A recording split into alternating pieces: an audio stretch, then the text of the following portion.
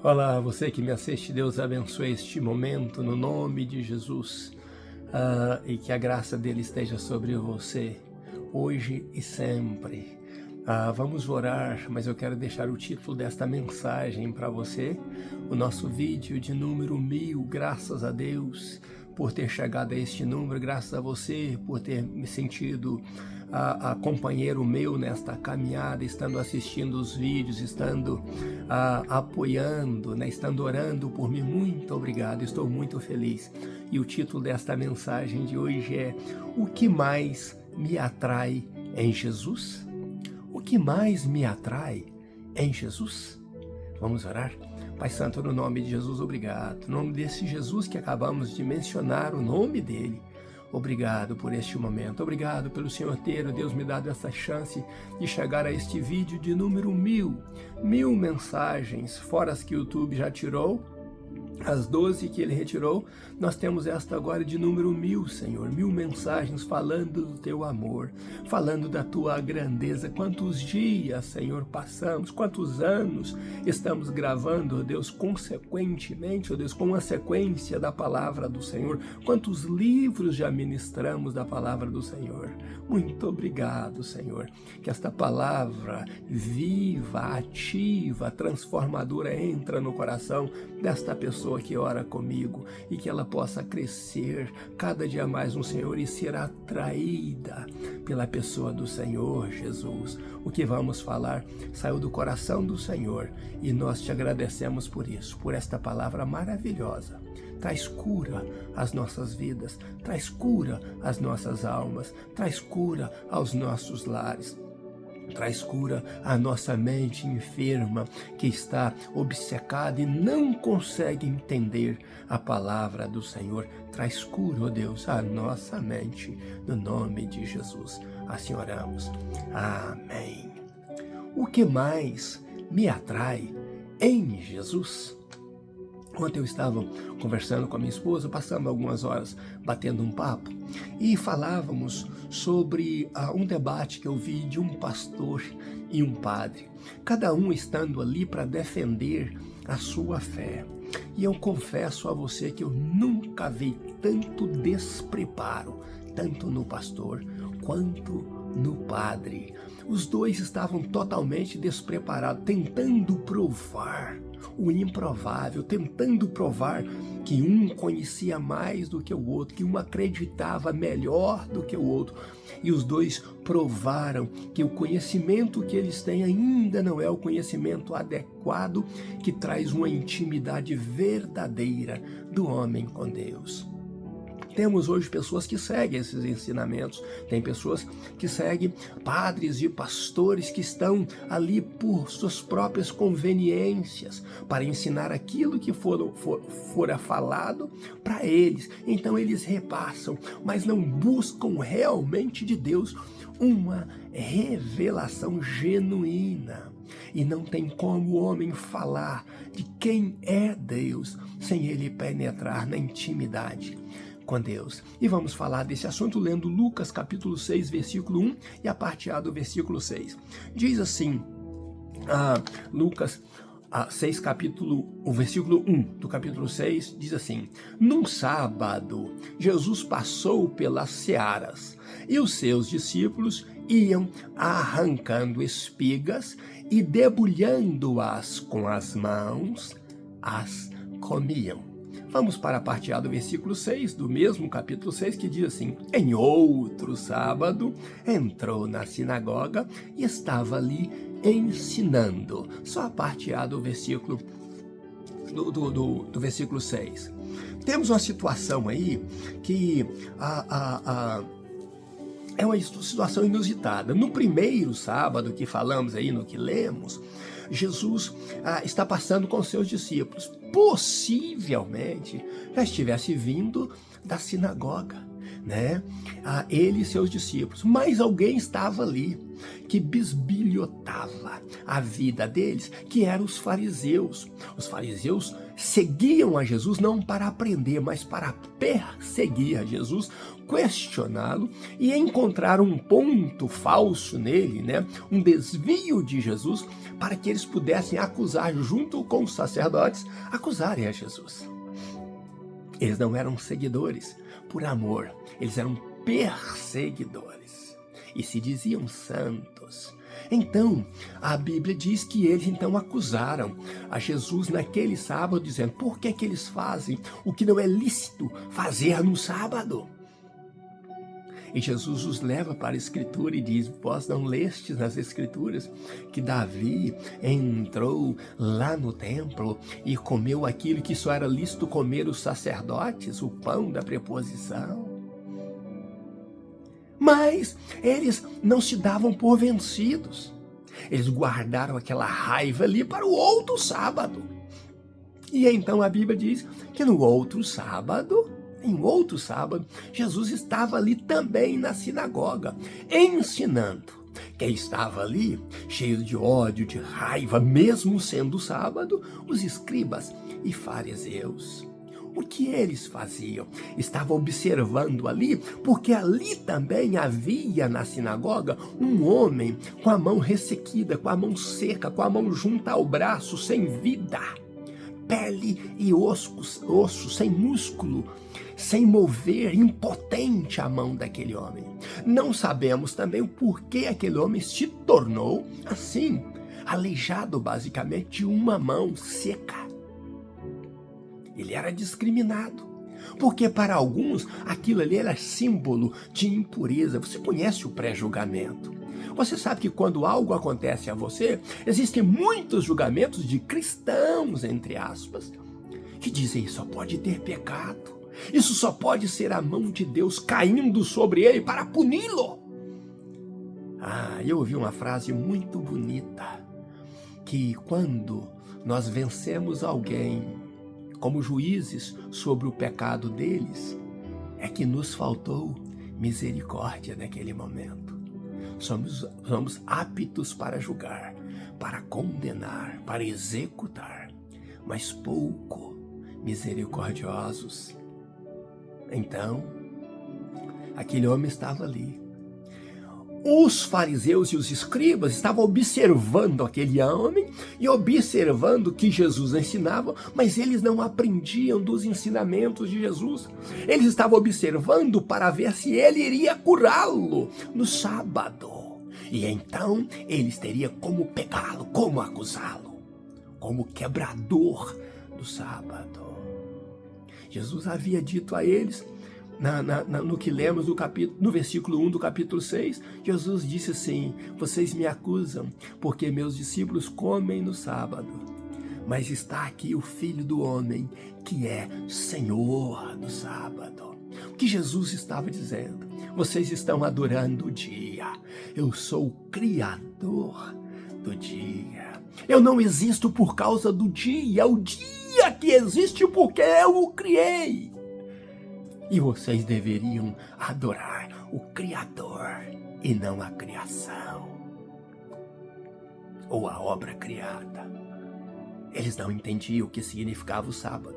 E eles não entendiam quem realmente era o Deus do sábado.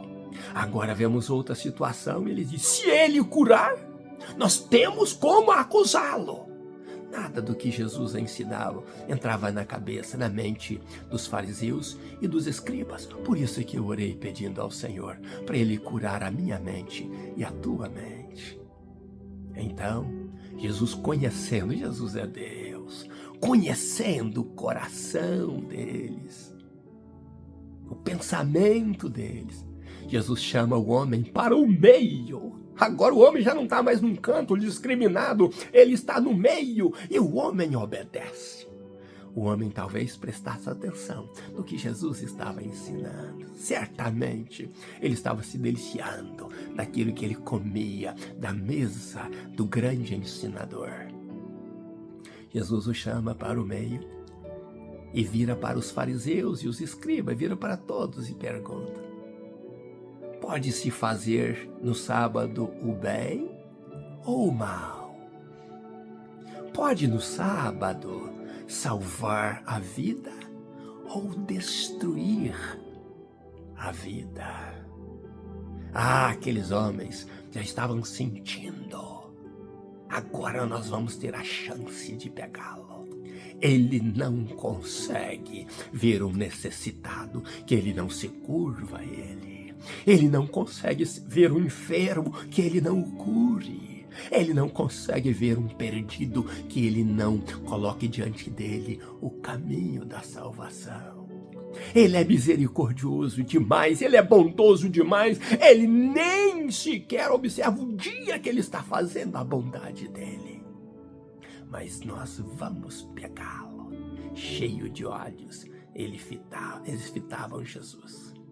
Mas a Bíblia diz que Jesus, olhando primeiro para eles, fitando, correndo os olhos neles, Jesus chama aquele homem e diz: estenda a tua mão. E a Bíblia diz que quando o homem estendeu a mão se normalizou na frente deles. A mão tomou forma viva na frente deles. A mão foi vivificada. Ele foi curado pelo poder da palavra e da presença de Jesus. Eu louvo a Deus porque eu tenho tentado, em 1000 vídeos, ensinar aqueles que assistem os vídeos que Jesus é o Senhor de todas as coisas, que Jesus é maravilhoso, que Jesus é perdoador, que Jesus é transformador de vidas. Mas eu também tenho pessoas que, por causa desta barba, porque eu não raspei a barba, porque eu tenho o cabelo meio espinhado, porque eu sou uma pessoa simples e humilde, eles não assistem os meus vídeos. Eles são puritanos. Eles são daqueles que acham que pastor não pode ter barba, que pastor não pode ter cabelo no rosto, que é vergonhoso.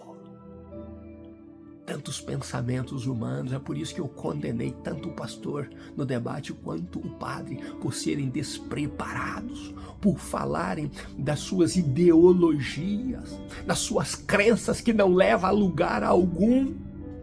São pastores e padres de chat GPT que vivem consultando como foi isso, como foi aquilo. Mas eles não sabem que o próprio chat GPT, se explica, diz quem ele é. E o chat GPT, para aqueles que estudam, é muito conveniente para pesquisas.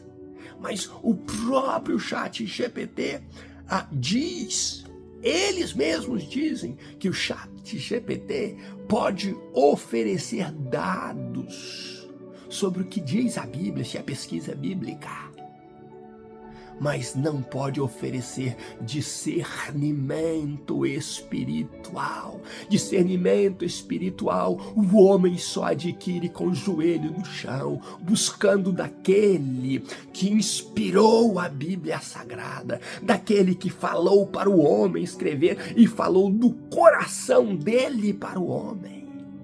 O próprio chat GPT diz que ele pode resumir, trazer resumos de textos da Bíblia, mas eles não podem trazer revelação divina da palavra de Deus. Revelação divina o homem só adquire se jogando aos pés do Senhor, buscando o Senhor. Também o próprio chat GPT diz que eles podem responder perguntas de forma rápida, de forma precisa e de forma automática. Responder perguntas que as pessoas fazem dentro da Bíblia. Mas eles também afirmam que eles não podem aprofundar nossa intimidade com Deus. Intimidade com Deus você só alcança buscando ao Senhor. Quando você vai ler depois Mais na frente, no versículo 12 do capítulo 6 de Lucas, você vai ver um Jesus que saía do meio do povo e ia separado e passava noites em oração, noites falando com o Pai.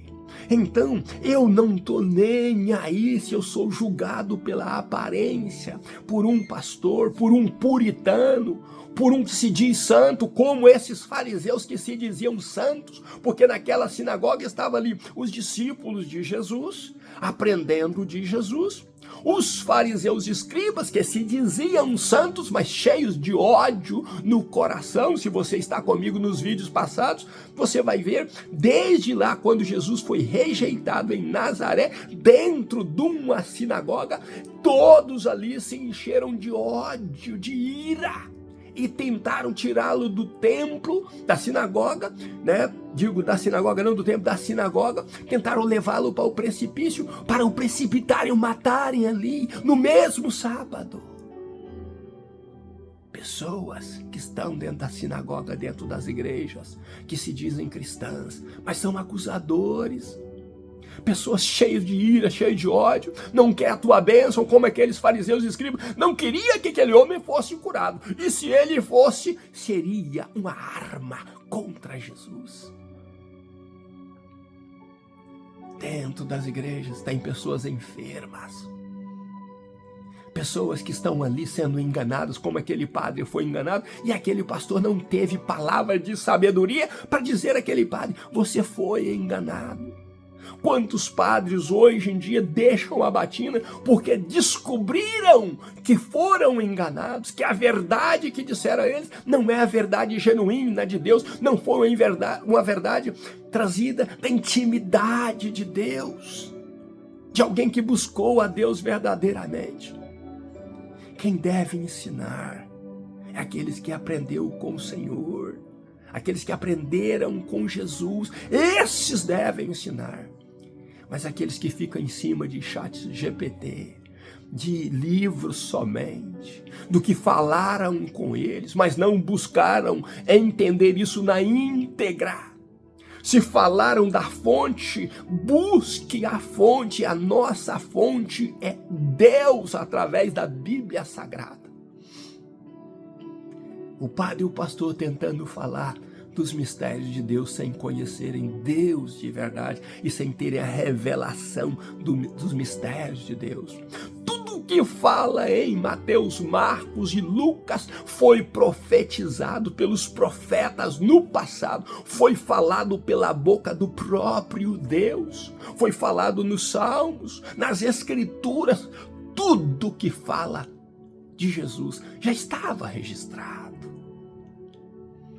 E eles então não tinham nenhuma revelação de Deus, tinham conhecimentos humanos.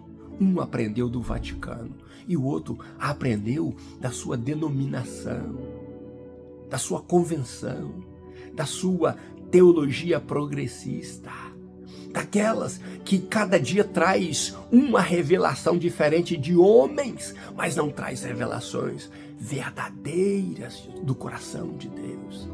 É por isso que eu oro. É por isso que eu disse à minha esposa ontem, eu não quero ser mais um. Eu não quero ser a pessoa que prega um Jesus que não faz aquilo que ele fez no passado. Eu não quero ser mais um repetidor de sermões aí que vai agradar a multidões.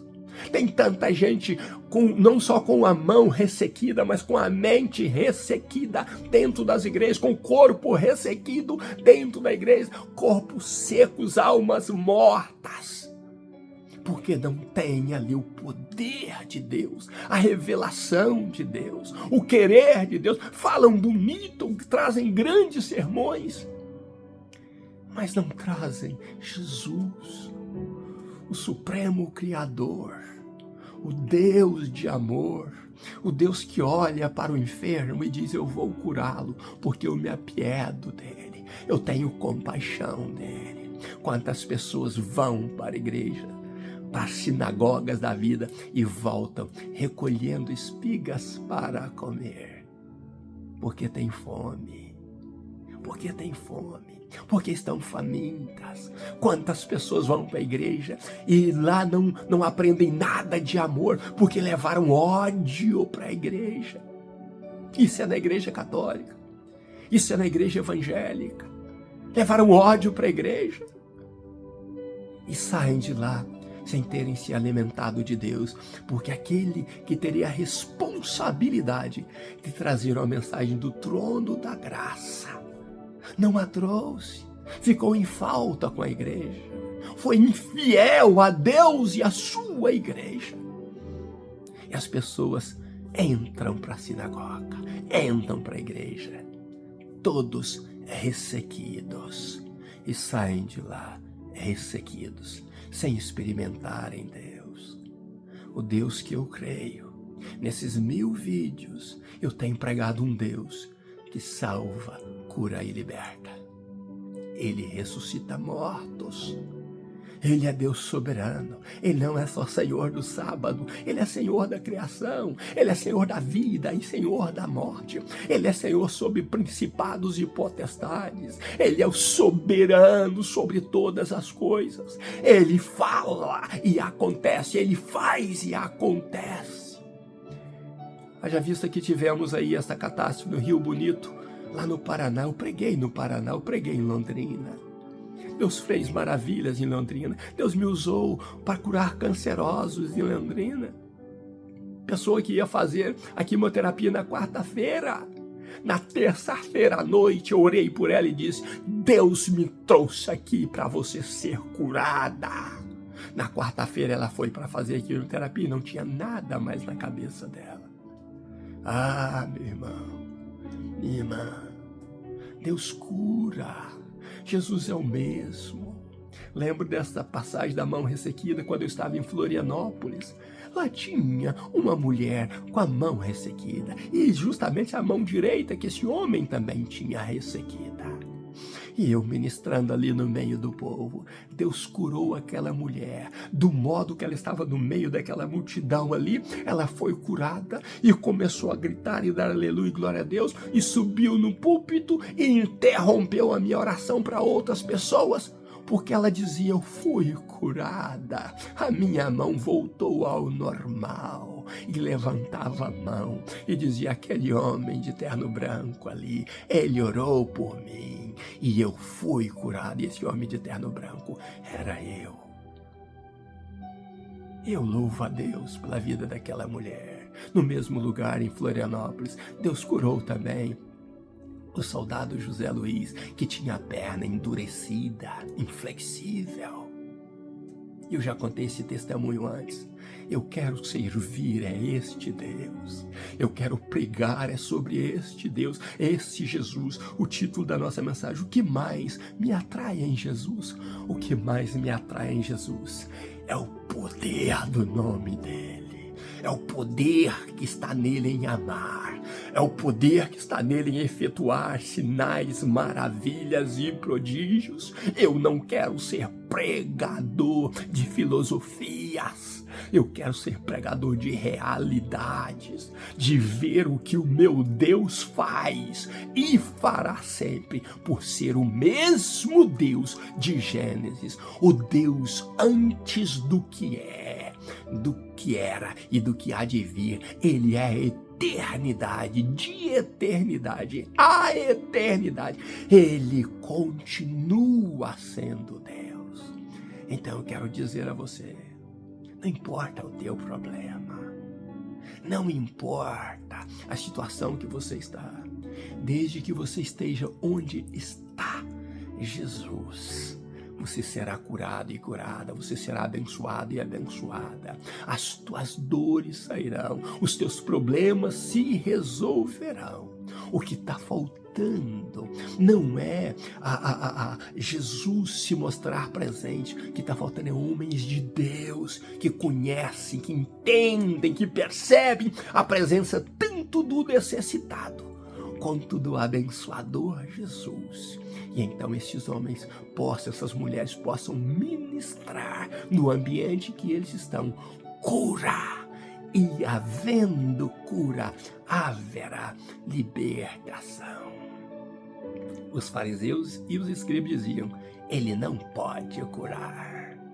Mas Jesus disse: eu posso, e não vai ser o dia que eu criei que vai me impedir de curar este homem. Estenda a tua mão. E a mão foi curada, restaurada pelo poder da palavra de Jesus. Você crê nisso? Deus abençoe você, seja atraído pelo glamour, pela beleza, pela santidade que é em Cristo Jesus. Deus te abençoe e abençoe sua família. Ainda na minha meditação, eu despeço de você com um grande abraço, meu pastor Riva Martins. E se Deus permitir, teremos o vídeo 1001 e seguiremos no nome de Jesus, se Ele permitir, tudo para a honra e glória dele. Um grande abraço, meu obrigado por estar comigo nestes 1000 vídeos. Veja os outros vídeos e que Deus te abençoe. No nome de Jesus, um abraço, meu pastor Riva Martins.